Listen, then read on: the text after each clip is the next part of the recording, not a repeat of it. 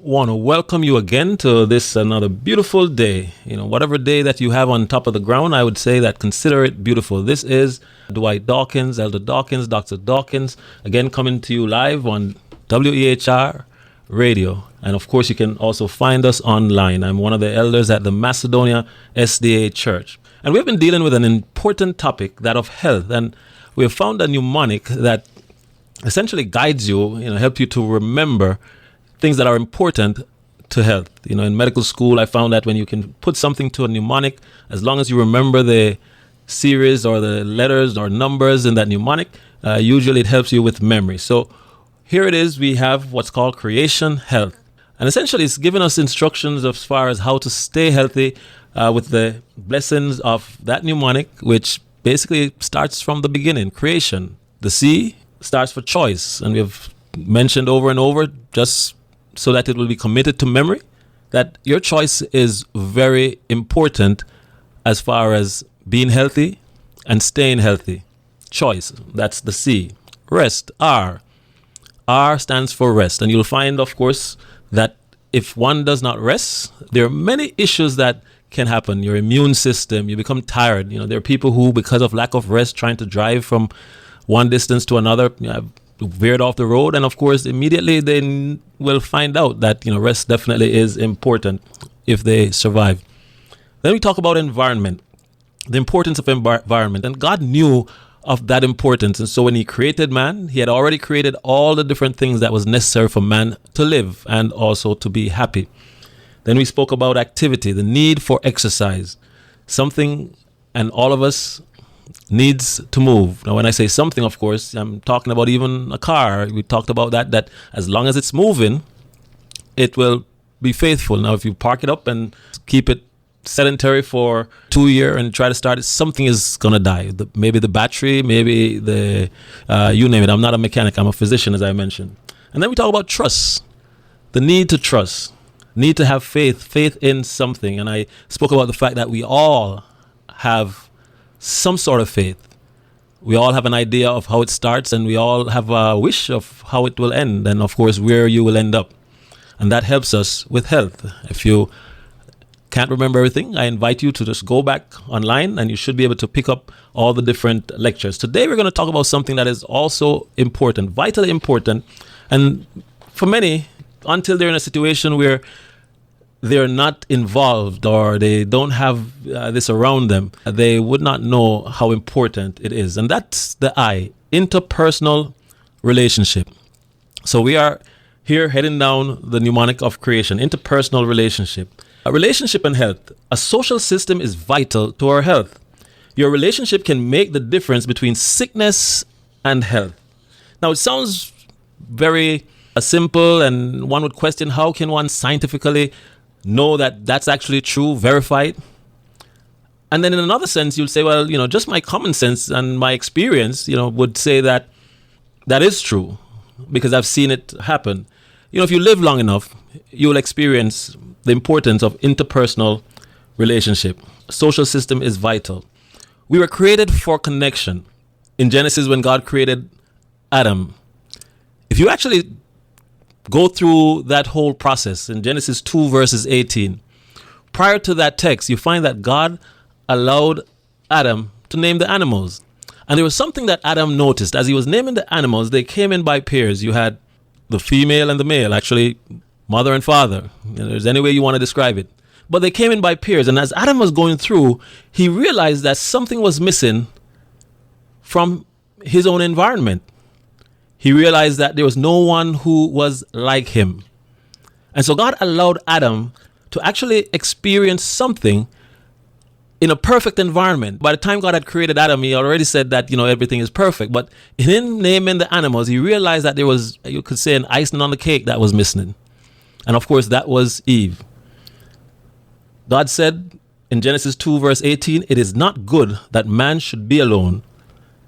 And so God designed and created us to be at our best when connected to him and others. We are relational beings. You can ask the question, how your society connections predict your health? By affecting your longevity and quality of life. You could ask about how to maintain healthy relationship. And actually, when you look around, you find that those people who have longevity, they typically have a strong family connection. I'll give you an example that actually this week I experienced. I went to the hospital and there was a lady who was 94 years old who was dropped off, and on the chief complaint, it said that there's no one to take care of her. She has family, but the family said, well, they can't take care of her. They have things to do. As I thought about the process now, here's the lady, 94 years old, and she's now in the hospital because there's no one who has the time to care. Again, that's an example of the importance of interpersonal relationship. When you go to the nursing homes, you find that there's certain people who still have families that are very interested in the care. They come, they call on birthdays, holidays, and they're there. And then you have those who have no stimulation. They may or may not have family, nobody to communicate with. And you find that when sickness comes, when there's any kind of illness, when we have stuff like the pandemic, because of that lack of interpersonal relationship, those folks typically have a worse outcome than those who have, those who are affectionate to them, family members, children, anyone, neighbors. They typically do fine. As a matter of fact, those who have nobody, no connection, are usually quicker to sign do not resuscitate, meaning that if anything happens, please just allow me to go, because there's almost like no real purpose for their existence. That's kind of how they feel. When you find, of course, God has created us and our existence is to serve him. And so I would never want any one of us listening to reach a point where they'll feel like there's no purpose for their or for your existence. In John 10:10, it says, I have come that they might have life and have it to the fullest. God wants us to have a full life, to have an experience life where you enjoy, and you find it's very difficult to enjoy certain things by yourself. And so there needs to be social connection, communication, service, share, touch, encourage, trust, confide. All these things are important when you talk about connection. The power of love and intimacy. Dr. Dean Ornish, he said this, I'm not aware of any other factor in medicine, not diet, not smoking, not exercise, not stress, not genetics, not drugs, not surgery, that has a greater impact on our quality of life, incidence of illness, and the premature death from all disease, from all causes. And that's the power of love and intimacy. Love essentially has the strongest, based upon what Dr. Dean Ornish is saying, factor that determines premature death. And we'll talk about that. It says perhaps the best known, and this is talking about some of the studies that have been done, it says probably the best known example of the power of social connectedness and how it affects health is, again, Dr. Ornish and his work on reversing heart disease. When most people think of his program, they tend to think of a low-fat diet, exercise, and its meditation components. But if you ask Dr. Ornish to comment on the most important part of his program, he answers, interpersonal relationship. He says, I'm not aware of any other factor in medicine, not diet, not smoking, not exercise, not stress, not genetics, nor drugs, nor surgery, that has a greater impact on our quality of life, incidence of illness, and the premature death from all causes. He says this quote came from his book, Love and Survival, the scientific basic for the healing power of intimacy, which describes in detail the important research in this area. So that's something you can Google, you can look up. And again, from my own experience, I would agree with that statement. There's a difference when you find people come into the hospital and they're visited by loved ones, they're visited by their neighbors, their pastors. Just the visitation tends to, how would I put it? Probably the best way, it stimulates them. Their blood flows better. It gives them a reason to want to live. It says it helps with a depressed mood. Do you ever find yourself sad, lonely, or depressed? That's where you'll realize the importance of social connectedness. There are many people who because of not connecting with people, because of issues where they're alone, you find that they have thoughts of suicide. No one loves me. If I was not here, no one would even care. It says 1/3 of people say that they feel lonely. And when you talk about feeling lonely, I want us to realize that doesn't mean that you are alone. As a matter of fact, I would tell you that many people who are in big cities are lonely. When you look at the suicide rates, you tend not to find it in the country as much as you do in the city. People in the country, they're maybe far apart. One house maybe a couple miles or maybe a couple acres away. But they tend not to be lonely. Of course, they have other factors, meaning that they have nature around them. They may have animals. They tend to have work to do, even if it's just gardening. So there are other things, other benefits, and we've dealt with that in environment that helps to keep them. But even with the distance between neighbors, they tend not to be as lonely as those who live, for instance, in apartments. Those who, when they get out of their house and they're going to work or they are going shopping, they're walking where they're hundreds of, sometimes maybe thousands within close proximity, and yet still they're lonely. 25% of Americans have no one to confide in. And now this is an old quotation or old study, so at this point I would actually say this is even more. Now, people are lonely, but they don't necessarily realize how lonely they are until they're in need. Why do I say this? Because you find that today people are so connected to the internet, to their phones, to their computers, that it's when they're in need and actually realize that they want somebody to confide in or somebody who can help them out of a certain situation, that they realize that they have no one. They realize that all they have is what's in their hand. And we know that this is true because many of us, when we go out to dinner, you find when you look around, people are connected to their devices versus having a meaningful conversation with the one that they're out to dinner with. Again, this is an old study, but it said that 25 million people live alone.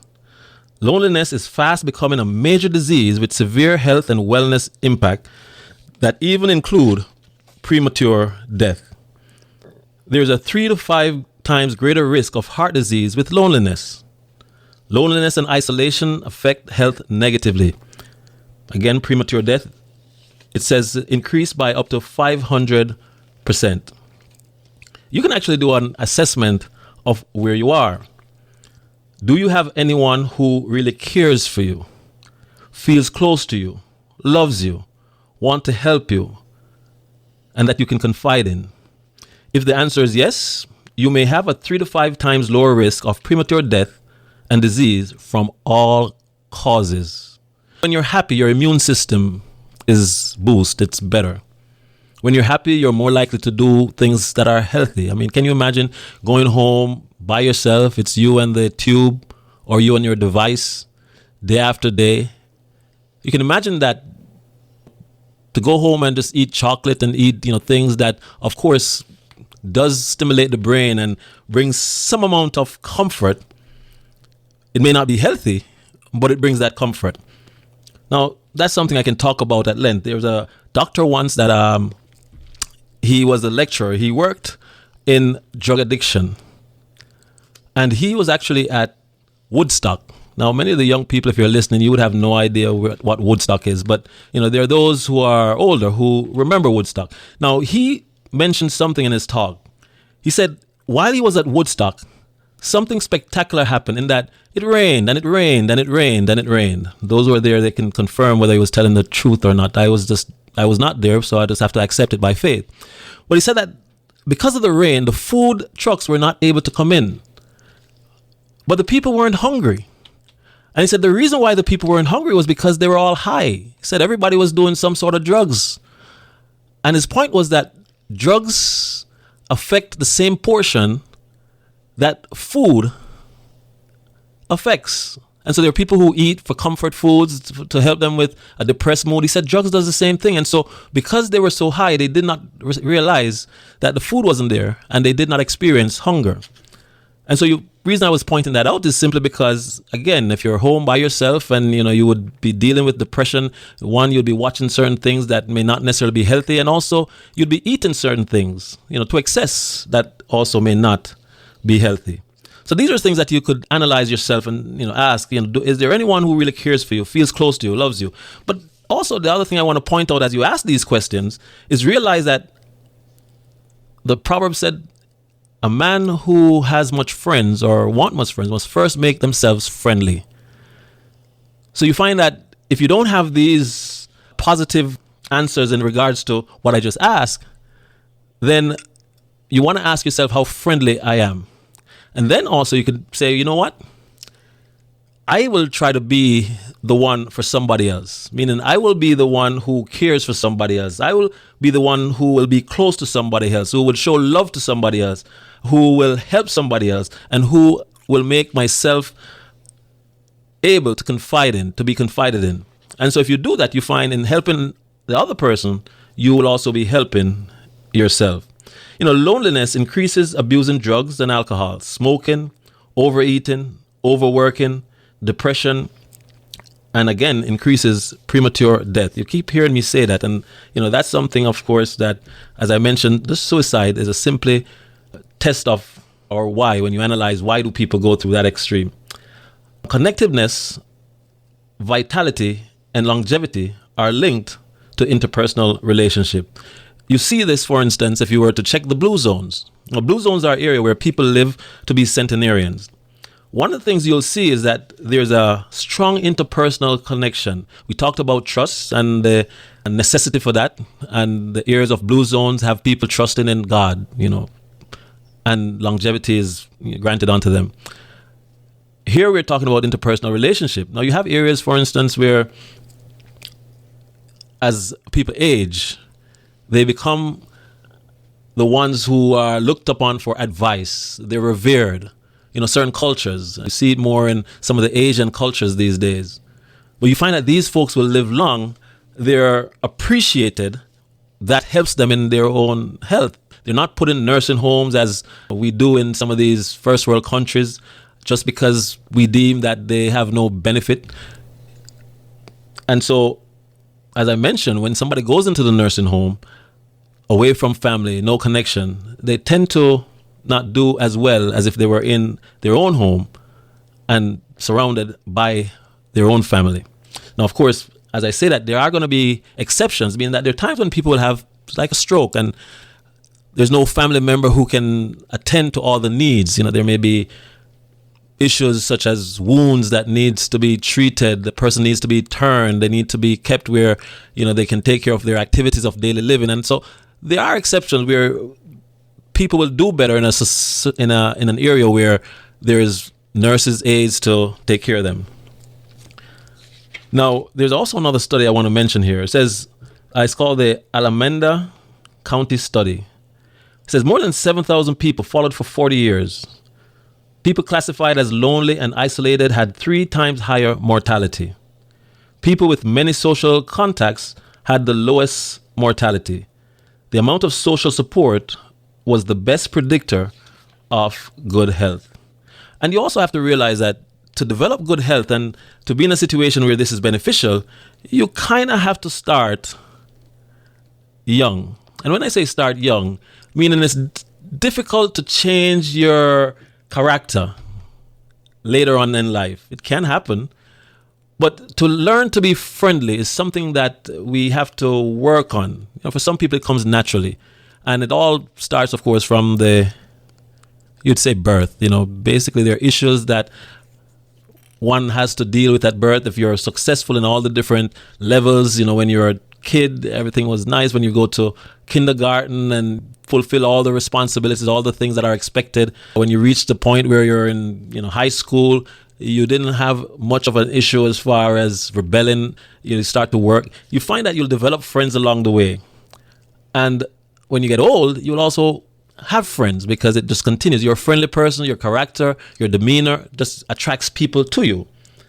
And so, again, whatever time you're listening to this, if you don't fit the criteria of what I'm talking about, if you're not a friendly person, work on it. Pray, ask the Holy Spirit to help you to become a friendly person.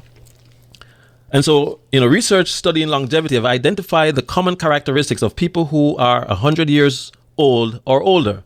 They are active, socially connected, non-smokers, healthy diet, they get adequate rest, and they live with purpose. Social connection positively impacts our longevity. There are some people who work just because it gives them purpose, getting up every morning. I always say, now I'm a physician, but I say, if I live long enough and stop working as a physician, I'd be fine just being a greeter at Walmart or Publix or one of those places, just to be able to say hi, getting up in the morning. As a matter of fact, I'd probably pay them to have me there. I'm joking there, but of course, just being out to see people and to greet. Cancer patient participated in a 6-week, 90-minute weekly support group. 6 years later, the people in the support group had a 70% reduction in death rate and almost half as many recurrences. Now, again, one would say scientifically, how do you prove it?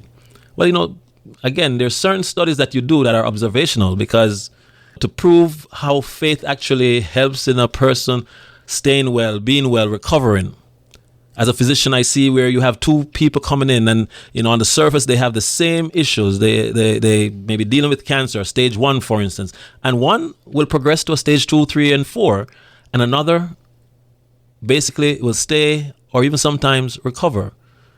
So you find that, again, there are things that you cannot necessarily prove just scientifically by what you're treating, but the person who's being treated have certain variances.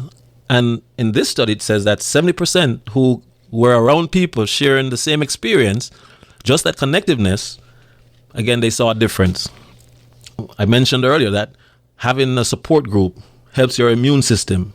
When social support is increased or loneliness is reduced, the immune system is strengthened. Now, the wise men said something to this effect, that laughter is like medicine to the marrow. Smiling, being happy, helps with your recovery.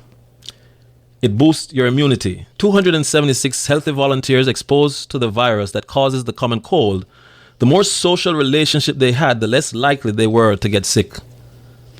Now that's interesting. You figure that here you have the cold, and if you were to isolate yourself, you would be getting better. But here it talks about the more relationship. It doesn't mean, of course, the person's coming in front of you to get themselves inoculated with the virus, but just having somebody maybe calling you and saying, hang in there, or how are you doing, may bring a smile to the person. And as I mentioned, laughter is like medicine.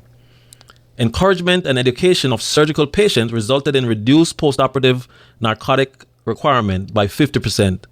Decreased hospital stay by 2.7 days. Now, that's an easy one to just have you use your common sense and figure whether it's true or not. You'll find that people who are in need of pain medication, whenever they are around people and they're giving jokes or talking about things in the past, reminiscing, you find that that person, because of that distraction, and of course because of the joy in just going through that whole process, will not stop to say, I need my pain medication right now because I'm focusing on pain. They will go through the whole process and actually participate, feeling good, and not require any pain medication. Now, if they were by themselves and nothing to stimulate them, no one around, you find the brain has a way of going over the body to start to say what's going on with your body. And if you have pain in your big toe, all of a sudden that pain becomes so gigantic to the brain that you're going to start taking your pain medication. And that's why people even get addicted to medications. They start off by taking it for an active pain that, they truly have something. But after a while, the brain is not doing stuff. When folks say, well, because I have this issue, I'm disabled, and so, I'm going to stop working. You find because many stop working, of course, there's some who have to stop working, but there are those who could push themselves and find something. May not be the same job that they're doing.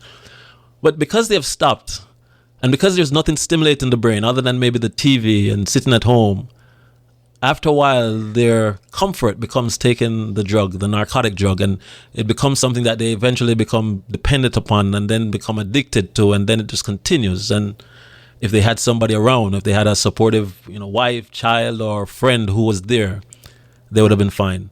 And so interpersonal relationship helps.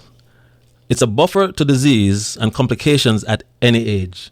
Now, when I say at any age, there have been incidents that we have seen on the news where a child is born and is neglected. There have been children who nobody spoke to, and you find that it causes retardation. A child never learns to speak because of neglect. You find that they're developmentally delayed because of neglect. A healthy child is one who is held, kissed, spoke to, seen a happy environment between others who have a good interpersonal relationship, mother, father, other siblings. Again, we take these things for granted without thinking about it. I hope that as we're going through this, you realize the importance. And if, again, you're not in a situation where you'd say you have a healthy interpersonal relationship with the people around you, that you start practicing that right now. Last time we spoke, we talked about trust and that relationship that you have to have with God. Today, the message is on the relationship that we have with each other. I guess the best way to sum it up is by thinking about the question that was asked to Jesus while he was here by the leaders of the Jewish nation or church. What is the greatest command? And you found that Jesus answered them by saying, the first is to love God with all your heart and soul. And then he said the second is like unto it. Love your neighbor as yourself. And if you go through the scriptures, it tells you how to love your neighbor. By giving, by doing. It says, I was naked and you clothed me. I was in prison and you visited me. I was hungry and you gave me food. Then he says, whatever you do for the least of these, you do it unto me. So my advice is not wait for somebody to do for you, but you be the vehicle to do for others. And you find that in you doing for others, it'll be your own medicine to improve and increase your interpersonal relationship. I did an interview in closing, and I said that at the end of my days, what I would like is to have a full funeral where there's no space for people to sit, people standing. Why? Because they say, man, Dr. Dawkins was a good person, a good man. He did this for me and he did that for me, and that to me is success in this life. God bless, and see you next time. Enjoy the rest of the programming.